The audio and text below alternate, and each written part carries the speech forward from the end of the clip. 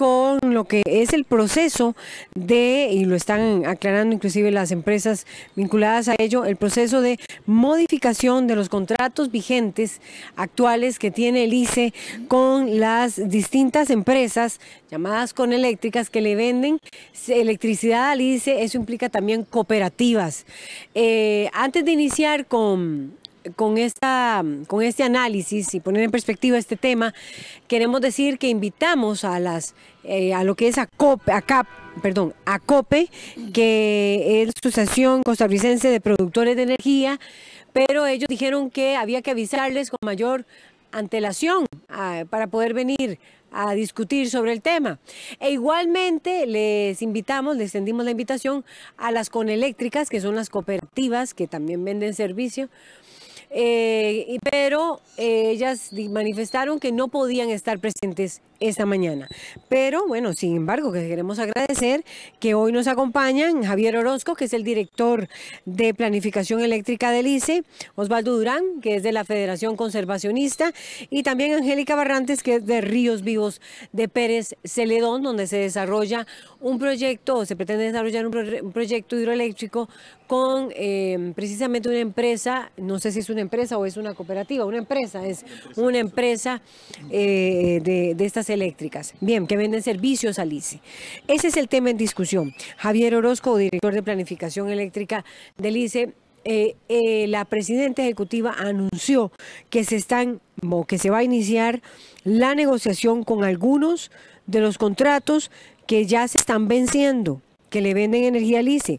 Y según un comunicado que nos envió ayer a COPE, que es la Asociación Costarricense de Productores de Energía, la compra, solo el año pasado, la generación privada, así se le llama, la compra que el ICE hace a estas empresas privadas e igualmente cooperativas que venden electricidad, la compra representó el 26% de la producción total del país.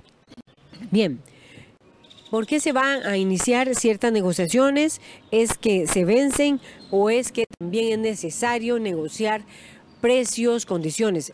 Cabe recordar que la ARECEP, la Autoridad Reguladora de los Servicios Públicos, es la que fija la tarifa, es así, con la que el ICE compra, aunque el ICE, me imagino, también hace una recomendación. En fin, don Javier, ¿por qué se inicia este proceso de negociación? Buenos días. Buenos días, doña Laura. Buenos días, Osvaldo, Angélica. Muchas gracias por la invitación.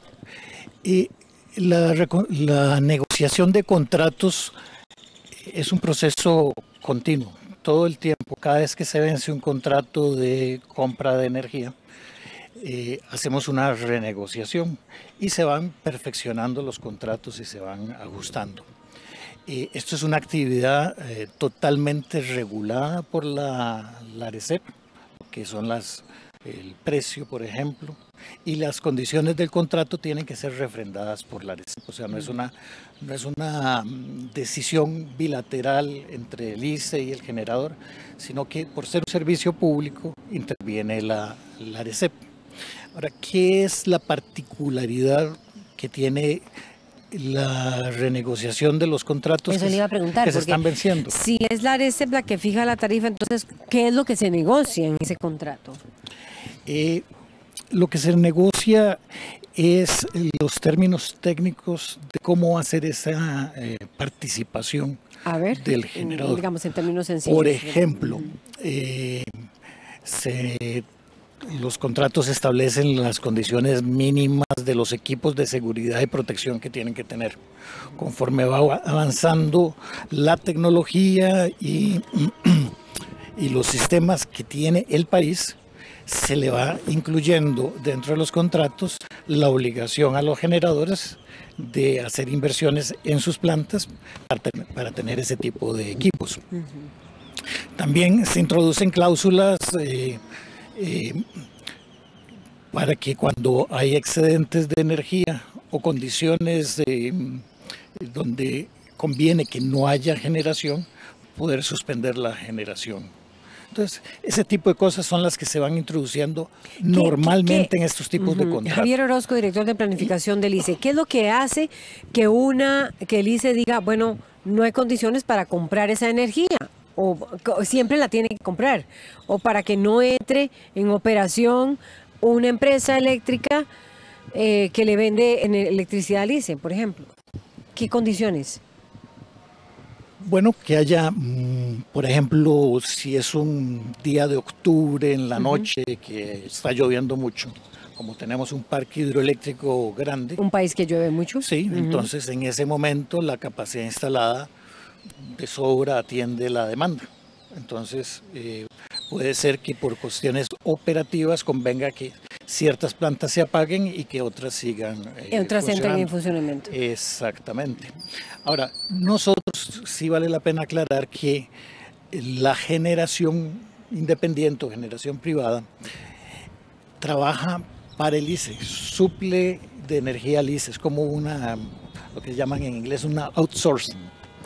Es como una planta que es del ICE, en el sentido de que nosotros la consideramos como parte del sistema eléctrico nacional. Entonces son contratos de largo plazo, en términos generales, son contratos de largo plazo. ¿Estamos hablando de qué, 20 años? 20 años es lo que establece la ley como máximo.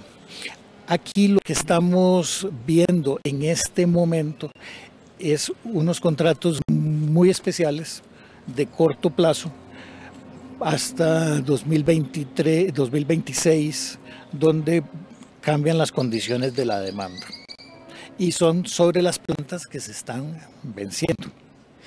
Bien, yo no sé si, bueno, hablé también que nos estaba acompañando Angélica Barrantes, lo dije, de Ríos Vivos de Pérez Celedón. Osvaldo, vamos a ver, Osvaldo Durán de la Federación Conservacionista, ¿por qué ustedes están haciendo cuestionamientos y están pidiendo que el ICE ya no negocie más estos contratos que tenga con las empresas que generan energía y que le venden ese 28% al ICE para mantener su servicio de electricidad? ¿Por qué hay cuestionamientos y que ya deberían de acabar esos contratos y no renegociar esos contratos? Buenos días. Buenos días, Laura, Javier, Angélica, y buenos días a la gente que nos mira. Yo creo que don Javier dice una palabra clave que es regular. Nosotros tenemos una institucionalidad relacionada con la generación privada de electricidad que regula estos servicios. Sin embargo, desde la misma institucionalidad del país, como por ejemplo la Contraloría General de la República, ha hecho llamados de atención varias veces a que estos contratos tienen que revisarse. Es más, desde hace muchísimo tiempo, don Javier lo sabe, se había llamado en este país a rescindir esos contratos porque esos contratos significaban una sangría a las finanzas del ICE, como está ampliamente demostrado. Regular es una palabra que me parece... Está ampliamente demostrado. ¿Por qué es una sangría, Osvaldo Durán, de la FECOM? Se lo voy a poner así. La información oficial del ICE nos dice que en el 2018, esto se dijo a principios del año, se cancelarían 128 mil millones de colones como pago a la generación privada de electricidad. Por año. Por año. Ahora, si usted toma esto, que son a veces 28, a veces 30 empresas, entre, por ejemplo, los estados financieros auditados del ICE nos hablan de que en este momento hay 6 BOTs, o sea, son 6 proyectos combinados, Estado, o sea, el ICE con privados, ya sean nacionales o transnacionales, por ejemplo, como la Unión Fenosa, y 19 contratos de privados que son bajo el primer capítulo de la ley 7200, que son proyectos que no pueden, en este caso, los de la 7200 capítulo 1, pasar de 20 megavatios. ¿Por qué significa una sangría? Porque voy a retomar aquí lo que doña Irene Cañas dijo aquí en la Asamblea Legislativa. Y creo que sí, don Javier dice regular, pero en realidad aquí eso se queda muy corto. Se queda muy corto, don Javier, porque la misma doña Irene dijo aquí en la Asamblea Legislativa que ellos, por ejemplo, están supeditados, de hecho es así por ley, a que el MINAE les diga, ¿ya?, les exija, incluso, y voy a decir por qué les digo exige, y eso es una contradicción con la ley, de que le compren energía a los generadores privados. Don Javier, hay una resolución del 15 de abril del año 2011 del MINAE que le dice al ICE que tiene la obligación o que haga todo lo posible por llegar hasta el 15% que le permite la ley a la generación privada de electricidad bajo la ley 7200. La ley dice, el ICE podrá contratar no dice que el ICE tiene que obligatoriamente contratar. Entonces, aquí ha habido, desde el punto de vista nuestro, una confabulación de intereses para obligar al Estado a comprar energía a los generadores privados.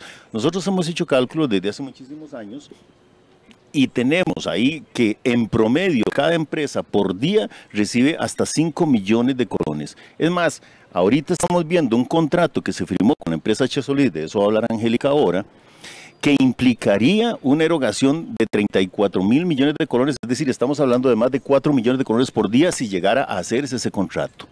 ¿Es energía necesaria para el país? No, nosotros hemos demostrado, el ICE mismo ha demostrado que la sobreoferta de electricidad en este país es suficiente y esa es una sobreoferta que no obliga bajo ninguna circunstancia a que haya esa compra de energía privada. Termino con una cosa, esta parte. El ICE ha sido conminado por la Autoridad Reguladora de los Servicios Públicos y la misma ARECEP, nada más le voy a dar un dato así. De la última, un informe del 16 de la Contraloría General de la República, vea lo que dice, y esto es gravísimo, porque no es sencillamente regular, regulado está todo. El problema es de fondo es otro. Voy a leer aquí nada más un parrafito que dice así. A Roberto Jiménez Gómez, le dice la Contraloría General de la República, que es el regulador general, le dice, cito, resolver acerca de la metodología tarifaria que permita cobrar a cada empresa distribuidora los servicios de respaldo energético y regulación de frecuencia. Doña Irene Cañas hace pocos días, bueno, se quejó el año pasado, efectivamente de que esto era así. No pagan respaldo las empresas generadoras privadas de electricidad. ¿Qué significa eso? Que hay un costo asociado a la generación que obligatoriamente, ¿quiénes lo pagan? Nosotros y nosotros los consumidores. Y eso es gravísimo porque esa factura no es que salga del ICE sencillamente y sangre al ICE, sino que esa factura se le pasa ¿a quién? A los consumidores. Nosotros tenemos los cálculos y eso ha sido publicado en algún momento y es información oficial del ICE que en promedio un kilovatio generado por una empresa privada de estas cuesta 37 colones, pero cuando llega a los bolsillos que tienen que pagar los costarricenses vale más de 90 colones. Y la Contraloría le dijo al regulador general remitir a la Contraloría General la resolución en la que se apruebe la metodología, es decir, que se revise a más tardar el 30 de junio del 2017. Yo no sé si don Roberto haría este trabajo. Igual en ese mismo informe se le había pedido a don Edgar Gutiérrez, en aquel momento ministro de Ambiente y Energía, que se hiciera una revisión de todo el modelo bajo el cual se estaba haciendo la proyección de la planificación de generación de electricidad en este país. ¿Por qué? Porque aquí tenemos una contradicción verdaderamente importante y con esto termino. Entre si el ICE es capaz de generar lo que necesitamos o si es una necesidad indispensable contar con esta generación privada. ¿Ustedes consideran que no es una necesidad? Definitivamente no es una necesidad. Bueno, hay varias cosas que dijo ahí don Javier Orozco, director de planificación, no es una necesidad, no está obligado dice Osvaldo Durán, no está obligado a contratar, comprar esa energía, dijo que, y bueno, y el costo de esa energía, y que el ICE ya rebasó, tiene suficiente energía. ¿Qué tiene que decir al respecto don Javier Orozco, director de planificación? No es así la situación.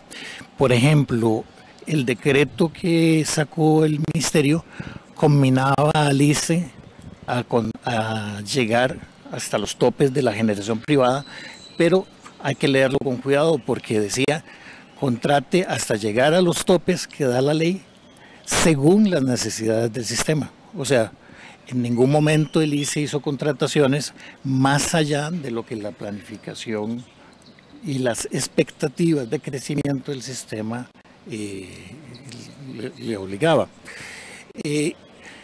Con respecto a los precios, en esto ha habido muchas etapas de la generación privada, hay muchas cosas que corregir, hay precios que no están bien. Afortunadamente los contratos nuevos que se hacen bajo una modalidad de competencia. Eso nos ha mejorado mucho los precios. Y donde tenemos una discusión importante con la ARECEP es con los precios de las recontrataciones, que son precios regulados. Y una pequeña aclaración, la el pedido que hizo la Contraloría para los servicios, para el pago de los servicios auxiliares, se refiere a las plantas que tienen las distribuidoras, porque las plantas de generación privada, como trabajan para el ICE, es el ICE el que pone el respaldo, porque es como si fuera una planta del ICE, mientras que una planta de una empresa distribuidora trabaja para la empresa distribuidora. Entonces hay una pequeña diferencia ahí. Pero sí coincidimos en que hay un problema de precios en la generación privada. Y eso se va a bajar, se va a cambiar. Eso debería cambiar, eso se está trabajando con la ARECEP para que la ARECEP revise las tarifas que tiene la generación privada en las recontrataciones. En las primeras, digamos, cuando se va a hacer la planta, entra a través de procesos de concurso y entonces entra por competencia. Entonces eso... Por competencia de quien ofrezca también el mejor precio. Y el que ofrezca el mejor precio. ¿Usted cree? No, eso no es cierto. Eso no es cierto, perdón que interrumpa, pero eso no es cierto porque cada planta es exclusiva. Si usted revisa la generación privada en este país, cada planta presenta sus propios proyectos, cada empresa hace su propia oferta. Va a la CETENA, va a la Aguas, a la Dirección de Aguas, va a la ARECEP, es decir, hace los contratos independientemente. Por ejemplo, de eso va a hablar Angélica. Para el PH San Rafael, que quiere construir la empresa H. Solís en Pérez Celedón, no hay competencia de ningún tipo. Para las empresas que quiere ser también H. Solís, por ejemplo, las Bonilla ahí en Turrialba, tampoco hay competencia. Para los BOT, por ejemplo, tampoco hay competencia, don Javier, y usted lo sabe perfectamente, porque un BOT, un proyecto de estos que son combinados, ICE, una empresa privada, el ICE no va a entrar en competencia consigo mismo. Es decir, permítame, ya viene don Javier. Angélica, no hay competencia en el proyecto de Pérez Celedón, porque recuerden que hemos invitado a COPE, no se presentaron las Coneléctricas y las empresas privadas, pero no se presentaron. Ellos dijeron que había que avisarles con mayor antelación. Hoy tenemos al ICE y tenemos también a la Federación Conservacionista y a representación también de Ríos Vivos. Sí, bueno, yo quería agregar, bueno, yo formo parte del movimiento Ríos Vivos. Es un movimiento que nace en la zona sur a partir de un boom de hidroeléctricas privadas a partir del 2012 en la zona sur. Imagínense que, bueno, a partir del 2012 aparecen 12 proyectos hidroeléctricos privados en la zona sur. 14, perdón. Y en este momento solamente está PH San Rafael de H. Solís activo, los demás están detenidos, pero digamos, estamos hablando de que en estos momentos, por ejemplo, el año pasado Irene Cañas hablaba de que el ICE pagó para el año pasado, 2018, 20.000 millones de colones por pago por generación privada. Si todas esas hidroeléctricas privadas hubieran entrado en generación, ¿cuánto más hubiera pagado el ICE?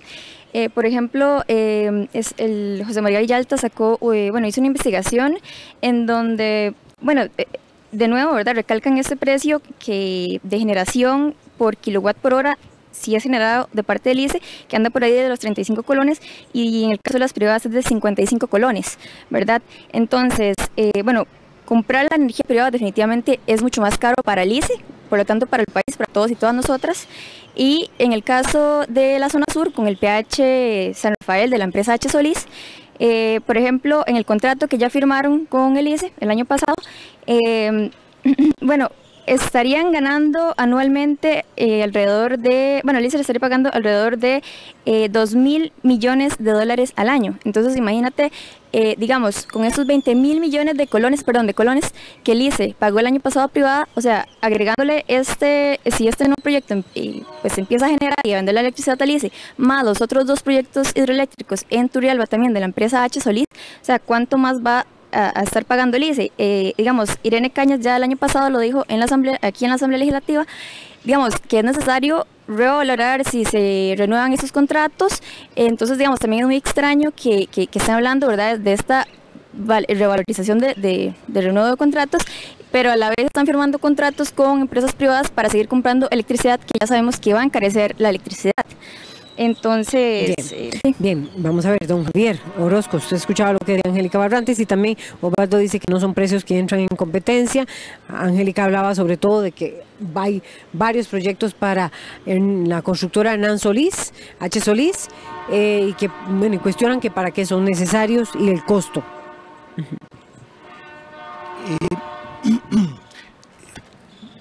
Todos los contratos nuevos se hacen a través de competencia. No sé por qué se dice que no, porque bueno, ahí están los procesos, los concursos, que son los que fijan las tarifas por competencia. Los contratos que hacemos de plantas nuevas no es para atender la demanda de hoy, sino que es una visión de largo plazo, de 20 años, porque la industria eléctrica requiere tiempo para prepararse. No podemos esperar a mañana para decidir qué plantas hay que construir y cómo atender la demanda, porque el fallo del suministro de la energía es tan costoso para un país que hay que estar siempre preparados. Entonces, ¿qué es lo que estamos haciendo? Tenemos contratos que arrancamos en el 2014 y que las últimas plantas de esos contratos son estas que se están mencionando. Son contratos a 20 años plazo, pero que en este momento la demanda no creció al ritmo que estaba previsto originalmente. No, exactamente, eso le iba a preguntar. Creció. Entonces, en este momento podemos prescindir de parte de la generación de los contratos que se están venciendo. Entonces no tenemos por qué volverlos a contratar al 100%, si no podemos contratar solo una fracción. Pero es en este momento, porque la demanda no es que esté reduciéndose, es que está creciendo más despacio. Entonces esto afortunadamente le da al país un respiro, porque no tenemos que estar metiendo nuevas y nuevas plantas, sino que podemos incluso prescindir de unos contratos en el corto plazo. Pero esas plantas habrá que recontratarlas, esas u otras más, en el 2025, 2026. Osvaldo Durán, de la FECON. Bien, yo creo que aquí hay una confrontación de visiones. Yo quisiera coincidir con don Javier y quisiera coincidir con Elise, porque en realidad aquí se trata, en el fondo, de defender un modelo de electricidad que responda a las necesidades de la sociedad costarricense y no a necesidades de negocios privados. Esta es una confrontación al que nadie ha querido, por decirlo así, meterle el diente. La generación privada fue a los años anteriores, casualmente, 1990. Sí, 90 y 95, con la reforma a la ley que permitió ya la ampliación hasta un 30% de la generación privada de este país se puede hacer vía privada, ya sea Estado privados o privados únicamente. La demanda de este país ha venido creciendo. Hace muchos años aquí don Salvador López había presentado en la Asamblea Legislativa una información del crecimiento de la oferta y la demanda eléctrica en el país, y desde esos años y más antes se había demostrado que el ritmo de crecimiento no era del 5 o del 6% anual como se decía y como se repitió en un montón de proyectos aquí de ley en la Asamblea Legislativa. Doña Irene Cañas ha dicho que nosotros no tenemos necesidades inmediatas hasta por los próximos 10 años, pero si nosotros hacemos una proyección de la composición de la demanda energética de este país, usted se va a dar cuenta que efectivamente ha cambiado muchísimo y que, como dice doña Irene otra vez, es decir, no tenemos una industria intensiva ni un tipo de economía intensiva, sino muy especializada que se va orientando hacia consumos distintos y de reducción. No, nosotros no compartimos desde ningún punto de vista, y por ejemplo los estados financieros auditados del ICE hacen referencia a eso, de la necesidad de revisar para nosotros este tipo de contratos y de rescindir esos contratos. Ya repito, eso es una orden que se había dado, una cuestión que había salido de la Contraloría General de la República que nunca se hizo. Aquí, ¿qué es lo que tenemos, Laura? Vean, no sé si ellos pueden tomar esto, pero bueno, yo ayer hice una revisión casualmente. Permítame un minuto, Osvaldo. Es cierto que la Contraloría General, Osvaldo Durán de la FECON, igual a Angélica de Ríos Vivos, que se oponen a los proyectos de la constructora Elena Solís allá en Pérez Celedón. Es cierto que la Contraloría pidió rescindirlos. Hace muchos años se había dado esto y los sindicatos de ICE habían trabajado en esto hace muchísimos años. Planificación. Hace muchos años la Contraloría estimó que el precio que se pagaba por la generación privada era muy alto. Y entonces pidió que se rescindieran los contratos. Eso no lo pudo hacer la ARECEP porque los contratos tienen consecuencias. Lo que hizo fue ajustar los precios. Entonces, aquí lo importante de ver es que al país lo que le interesa es la energía. Lo que hay que buscar es que sea en las mejores condiciones. Entonces, si los precios son altos, hay que pedirle a la ARECEP que revise qué es lo que está pasando para que baje las tarifas que le asigna la generación privada. Así como revisa las tarifas del ICE. ¿Y no se revisaron en su momento, don Javier Orozco, cuando, a pesar de que la Contraloría lo había, cuando se volvieron a negociar? Vamos a ver, no se podían rescindir porque generaba consecuencias jurídicas, dice usted, don Javier Orozco, ¿y no se renegociaron en ese momento los montos? Cuando se vencieron los contratos, por supuesto que se renegociaron, y además en el contrato la tarifa no está fija. El contrato fija todas las condiciones, pero dice específicamente que la tarifa es la que fije en cada momento la ARECEP. Entonces eso es lo que permite ir haciendo los ajustes cuando hay voluntad para hacerlos. Pero esa es la palabra clave, don Javier. ¿Dónde está la voluntad política para hacerlo? Porque esto es una cuestión de voluntad política, no de numeritos ni de proyecciones de la oferta y la demanda.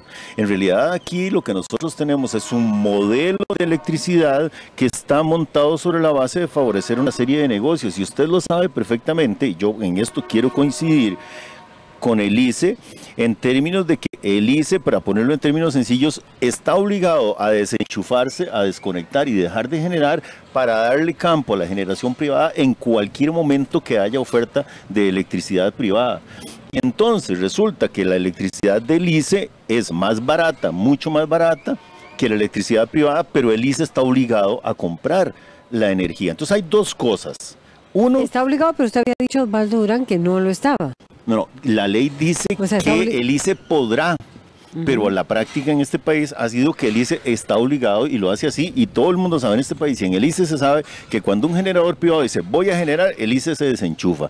Y el ICE, fíjese que le faltan únicamente como 100 megavatios para con energía firme, es decir, con plantas grandes, siento que ahí están las plantas térmicas y un poco de las geotérmicas también, pero el ICE tiene prácticamente la capacidad solito con plantas grandes, plantas como Reventazón, como Pirris, como Arenal, como Ladengo, es decir, 5 plantas del ICE prácticamente que son las que abastecen este país o podrían abastecerlo, ustedes lo saben. Ahora, ¿por qué muchas veces dejan de generar las plantas del ICE para darle campo a energía privada que resulta muchísimo más cara, no para el país en general, para los consumidores? Ese es un punto clave que nosotros decimos que hay que revisar. Y tal vez de una vez, porque vino solamente don Javier Orozco, Angélica, ese es el cuestionamiento de ustedes, de que para qué van a continuar con una contratación con el proyecto Hernán Solís.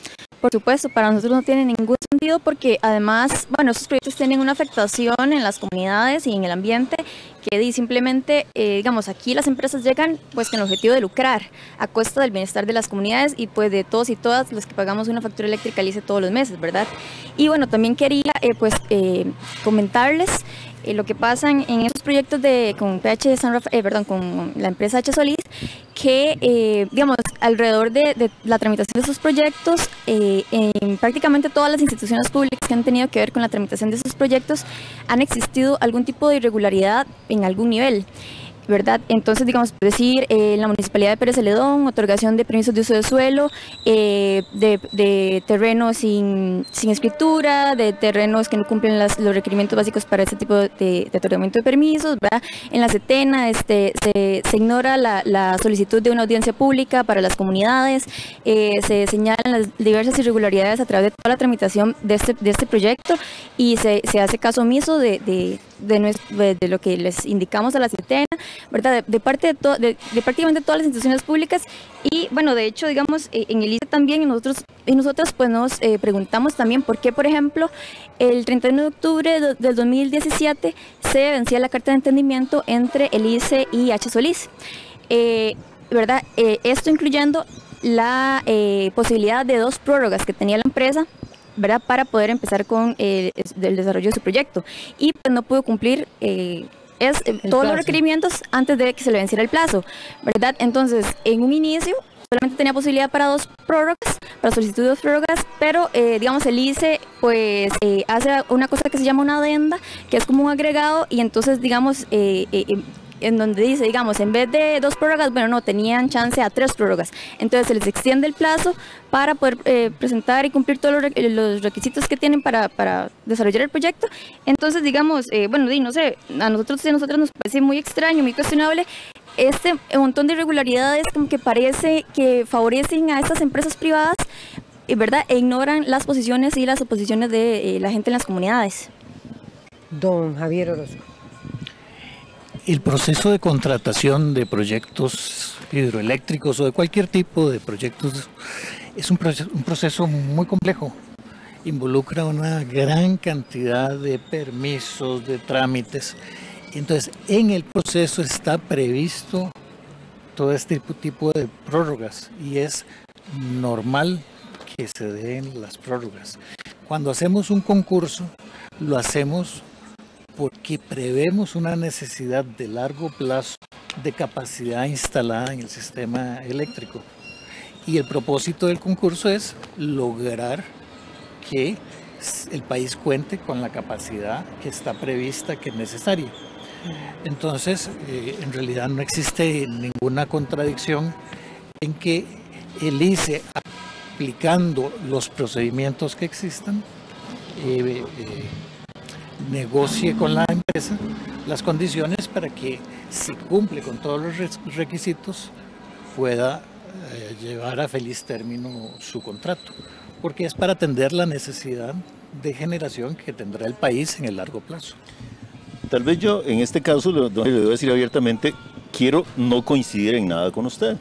Por una sencilla razón, usted habla de la necesidad del país. Las proyecciones de crecimiento de la necesidad de electricidad en este país se pueden hacer prescindiendo absolutamente de ese tipo de contratos. 7 megavatios que aportan al Sistema Nacional Interconectado. Hay proyectos de 2, de 4, de 5 megavatios, pero los impactos que esos proyectos tienen sobre las comunidades y sobre los ríos, los ecosistemas, esas son cuestiones que ustedes pareciera que no quieren definitivamente tomar en consideración.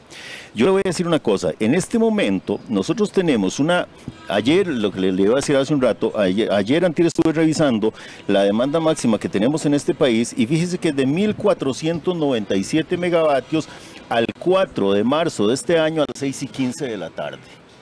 Yo hago una revisión de esto y me doy cuenta que esta demanda total de energía es incluso menor que la que teníamos hace un año cuando hicimos unos cálculos con 1.559 megavatios. ¿Cuánto dijo usted ahora? El martes pasado, el 4 de marzo, la demanda máxima llegó a 1.497 megavatios, pero con una capacidad instalada, ahora puede variar un poquito más, poquito menos, de 3.242 megavatios. La diferencia es abismal. Lo duplica. Lo duplica prácticamente, lo duplica. Y entonces, ¿cómo justificar? Déjame terminar un poquito esta idea. ¿Cómo justificar la necesidad de estos mini represas cuando en realidad no son necesarias para el país? Hay otra cosa nada más para plantearlo así, redondeando con lo que decía Angélica. Para nosotros aquí hay una confabulación, por decirlo así, una colusión de intereses. Si ustedes revisan Setena ha hecho hasta lo imposible por extender las viabilidades de este tipo de proyectos, los de H. Solís en particular. Se les vencían la viabilidad, se las volvió a renovar, obviando, por ejemplo, que por las irregularidades que nosotros denunciamos, que las sabía Edgar Gutiérrez, el ministro pasado, las sabía Carlos Manuel Rodríguez de este gobierno también, la sabía obviamente Setena. Imagínense que la municipalidad de Pérez Celedón inició procesos que terminaron en sanciones y siguen otros en estudio y eso Setena ni siquiera lo tomó en consideración. Nosotros nos preguntamos, ¿cómo es posible que el ICE renueve contratos a empresas que están directamente cuestionadas, a proyectos que no han querido bajo ninguna condición permitirle una audiencia pública a las comunidades? Don Javier, ¿cómo es posible que el ICE se tape los ojos y vea que un proyecto al que hemos pedido hágase una audiencia pública en reiteradísimas oportunidades, lo hemos pedido, Setena ha dicho no, MINAE ha dicho no, el Departamento de Aguas dio las concesiones de aguas, las necesarias para este proyecto y otros, sin tomar en consideración la senda documentación que le presentamos? Entonces yo digo que aquí hay una colusión de intereses para favorecer empresas privadas. Si usted me permite, yo le puedo recordar a la población de este país que la empresa H. Solís, esta que tiene el proyecto allá en San Rafael de Pérez Celedón y que tiene 2 en Turrialba, es una empresa que tiene contratos firmados con el gobierno de Costa Rica hasta el año 2021 por 102.000 millones de colones. No es poca cosa. Cada 2 de 3 kilómetros de carreteras en este país tienen que ver con H. Solís. Y eso ustedes lo saben que quedó requete amarrado desde la administración pasada. O sea, no estamos favoreciendo a cualquier empresita pequeña que quiere contribuir con la economía de este país para que el ICE ahorre plata sin generar energía. No, estamos aquí ante una situación gravísima que llama a hacer una revisión de todo el actuar de toda la institucionalidad. Nosotros le preguntamos entonces, Carlos Manuel Rodríguez, ministro de Ambiente, ¿por qué no se hace una revisión de este tipo de políticas que obligan al ICE a comprar energía de empresas que en realidad lo que están haciendo es favorecerse directamente? Don Javier Orozco, director de planificación del ICE. Bueno, Son 2 elementos ahí. bueno, las empresas para desarrollar proyectos tienen que pasar precisamente por la institucionalidad y tienen reglas, tienen que cumplir con una serie de requisitos. Nosotros dentro de esa institucionalidad, para determinar si cumple con las expectativas ambientales que tiene el país, no lo podemos fijar nosotros arbitrariamente. Para eso existe una CETENA. Si la CETENA dice que tiene luz verde, nosotros no podemos decir no nos gusta porque nosotros sabemos más que la CETENA. Precisamente esa es la institucionalidad del país, porque si no se convierte en una cuestión del más fuerte contra el más débil. Para eso es la institucionalidad. Entonces, si la CETENA no está haciendo bien su trabajo, bueno, pues hay que corregir, hay que mejorar la CETENA. Pero no se le puede achacar al ICE que el ICE va adelante con un proyecto si ya cuenta con todos los permisos que ha establecido la institucionalidad del país para ello.